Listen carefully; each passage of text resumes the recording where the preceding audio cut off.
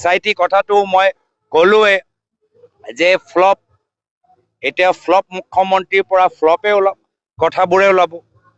তেওঁ মাত্ৰ এইটো বিষয়ত ফ্লপ নহয়, আৰু কিমান বিষয়ত তেওঁ ফ্লপ হৈছে। ফ্লপ মুখ্যমন্ত্ৰীয়ে কৈছিল যে মই ভাৰতৰ 5টা শীৰ্ষ ৰাজ্যৰ ভিতৰত অসমখন মই দেখিবলৈ বিচাৰোঁ।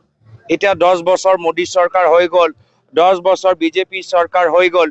শিক্ষা আৰু চিকিৎসা যি দুটা বিভাগৰ দায়িত্ব এটা সময়ত হিমন্ত বিশ্ব শৰ্মা ডাঙৰীয়াৰ ওচৰত আছিলে, আজি সেই দুটা বিভাগতো ফ্লপ। তলৰ পৰা 5টা ৰাজ্যৰ তালিকাৰ ভিতৰত অসমৰ নাম।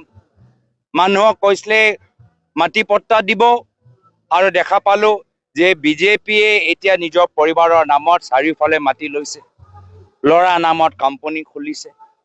আজি তেওঁলোকে কৈছিল যে থলুৱা উদ্যোগসকলক তেওঁলোকে সহায় কৰিব, কিন্তু থলুৱা উদ্যোগবোৰ বন্ধ হৈ গৈছে, আৰু অসমৰ 40,000 বিঘা মাটি এতিয়া আদানী কোম্পানীক দিছে।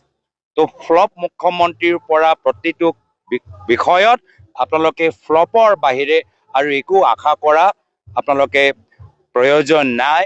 তেওঁ এজন মুখ্যমন্ত্ৰীৰ কথাৰ কোনো মূল্য তেওঁলোকে ৰাখিব পৰা নাই। মুখ্যমন্ত্ৰীৰ চকী গাম্ভীৰ্য তেওঁলোকে ৰাখিব পৰা নাই, আৰু সেইকাৰণে আজি ৰাইজে বিকল্প বিচাৰিছে ৰাজনৈতিক ক্ষেত্ৰত, আৰু সেইকাৰণে বহুতে আজি তাৰিখত কংগ্ৰেছ দলটোক যোগদান কৰিছে। কংগ্ৰেছ দলৰ মই আগতেও কৈছিলো যে আমাৰ প্ৰতিটো সমষ্টিত আমাৰ প্ৰাৰ্থীগৰাকী প্ৰস্তুত, কিন্তু নিৰ্বাচনৰ ভিতৰত সদায় কষ্ট কৰিব লাগিব, সাংগঠনিক ভেটি আৰু শক্তিশালী কৰিব লাগিব, নিৰ্বাচনী এটা কৌশল আমি তৈয়াৰ কৰিব লাগিব।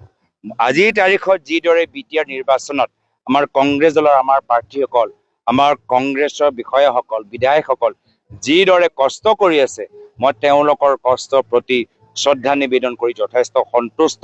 মানুহে আজি বিভিন্ন দল সংগঠনৰ ভয় ভাবুকি নিয়চি যিদৰে কংগ্ৰেছৰ সভাত আহিছে, বিটিআৰ নিৰ্বাচনত ভাবতকৈ ভাল ফলাফল কংগ্ৰেছ দলৰ হ'বলৈ গৈ আছে।